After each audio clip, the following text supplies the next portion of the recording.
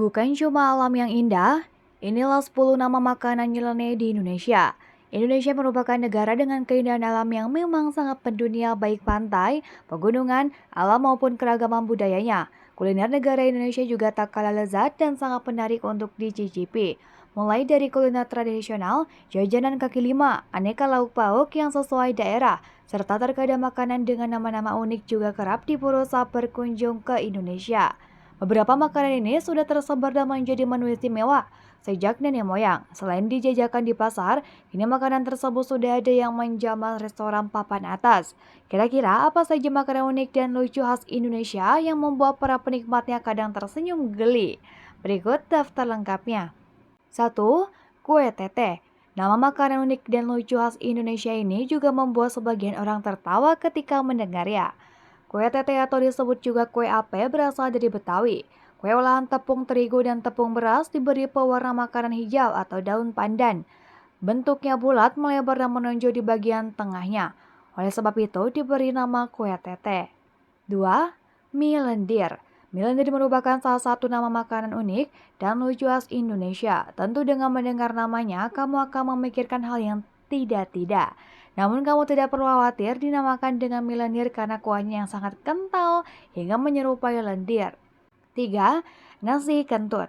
Nasi ini dimasak bersama dengan daun sembukau, Paideria scandens. Di Medan, daun sembukau lebih dikenal sebagai daun kentut. Jadi itulah awal mula terbentuknya nama nasi kentut. Meskipun daun ini memiliki bau yang tidak sedap, namun daun ini mempunyai banyak manfaat misalnya seperti untuk mengobati sariawan, mengatasi perut kembung, mengobati mata dan radang telinga. Nasi kentut biasanya disajikan dengan ikan pepes, ayam guling, tahu, dan tempe. 4. Nasi kuning. Nasi kuning merupakan makanan yang berasal dari Yogyakarta. Santapan satu ini bisa kita jumpai sore hingga tengah malam. Nasi kuning begitu populer karena sangat tepat untuk kantong pelajar dan anak kos. 5. Sate kere. Dalam bahasa Jawa, kere diartikan sebagai melarat atau miskin. Sate kere menjadi salah satu menu tradisional di Solo dan Jogja.